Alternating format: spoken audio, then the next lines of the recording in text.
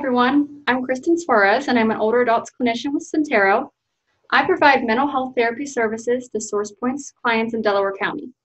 Today I will talk to you briefly about navigating some of the changes we're facing in our lives today as a result of the COVID-19 pandemic. It has been nearly 7 months now since all of our lives throughout the world have changed. Globally, nationally, and within our own families, we are experiencing change, separation, and uncertainty. We have faced shortages of necessities. We have had to worry if we have the virus. We've had to worry if we could have potentially been exposed to the virus and what that could mean for our health. We've had to cancel events that mean a lot to us, birthday parties, graduation parties, births of babies in our family, funerals even. We've had to delay meeting new babies in our family, being able to go visit relatives. And even nursing home residents, they haven't been able to hug or even see their families face to face for almost 7 months now. So with all these major changes, most of us are either knowingly or unknowingly walking around in some sort of state of chronic stress. Our bodies and our minds have not been able to relax due to just the uncertainty of our world today. And older adults in particular have had to adapt to a lot of changes and a lot of technology changes. Telehealth appointments, having to use FaceTime to see loved ones, having to scan their phone at restaurants to see menus, online shopping, and grocery delivery. So a lot of things that people are having to learn quickly. So this can be extremely difficult to navigate or almost impossible depending on your access to technology. If you don't have anyone to help you learn it, if you don't have the money for a smartphone or a tablet, all these things can make it really hard to navigate the world today. So for those of you that do have access to a smartphone or other sort of internet device, you might have already figured out how to use FaceTime, but some of you might be a little bit more apprehensive and maybe haven't used it yet. So FaceTime, I will briefly go over how to use that. That FaceTime specifically is a very popular form of technology. It's helping people stay connected the best we can. And it's specifically for people with Apple devices. So you have to have an iPhone or an iPad in order to use FaceTime. Android phones, different brands of tablets, Facebook, they all have their own form of video messaging. But this is specifically for the iPhone. So if you have an iPhone, the first thing you're going to do is you're going to go to your contact list. You're going to select who you'd like to make the call to.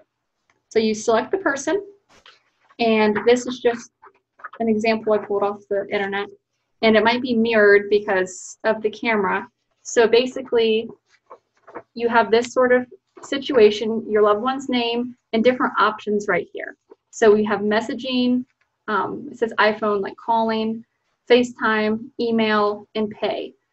So in order to FaceTime this person, you just click the FaceTime button and it's going to start an audio and visual phone call to that person. With an iPad, it's a little bit different.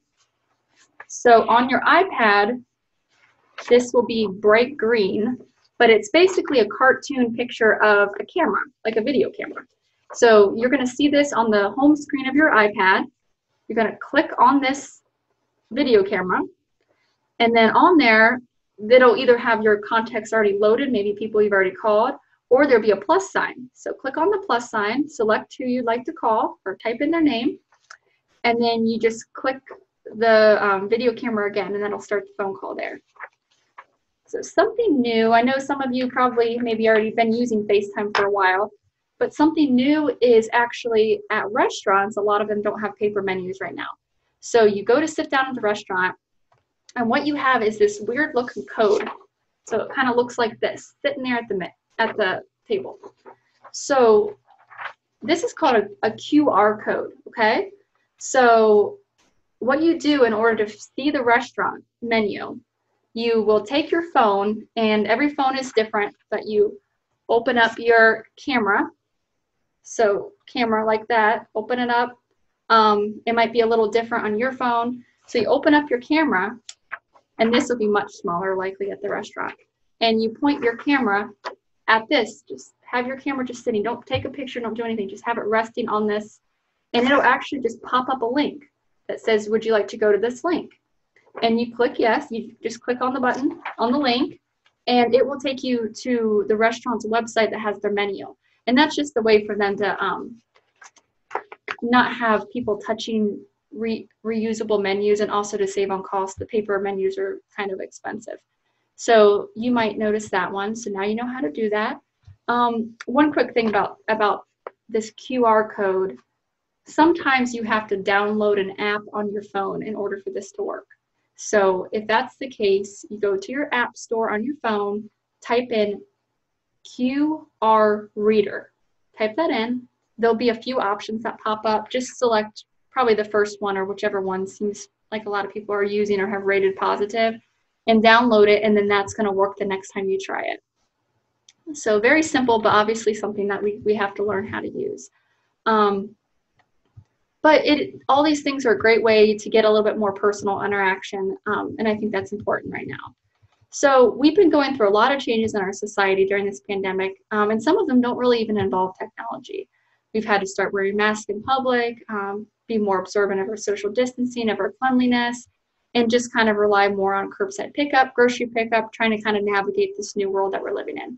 So every day we're getting new information, and it can get really overwhelming. So some of us, for example, are used to eating in restaurants and don't really do much of the takeout sort of thing. So we're aware of how to tip when we go to eat at a restaurant. So those of us now that are doing more curbside pickup or takeout may not really know what's the proper way to tip. So tipping is obviously based on personal choice, based on a lot of factors really. But right now the restaurant industry is struggling tremendously. And I know a lot of us, we really value our local restaurants. We really, the service that they provide to the community, help grow the community.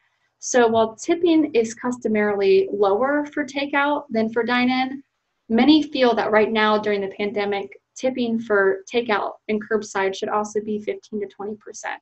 So the reasoning behind this is to show our appreciation for our servers, our business owners, our cooks who are putting themselves at risk to keep the restaurants open, and also for the workers and business owners just to try to keep them stay afloat during this time to keep our local economy going.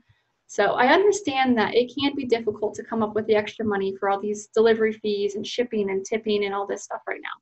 So some of our businesses do recognize this, and they want to keep it safe and still let us get their service. So some of these businesses are waiving shipping fees, they're waiving delivery fees. Kroger is one of them. So their click list, which is when you order your food online and then you drive over there and they load your car with your groceries, they're waiving the charge for that service right now. And they also don't accept tips. So that would be a free service. And then many restaurants throughout the pandemic have offered free delivery, which this varies. So you want to, either look it up online or call the restaurant and see what special they're running. But different restaurants like Chipotle, Jersey Mike's, McDonald's, KFC, several others have offered free deliveries at some point during this pandemic.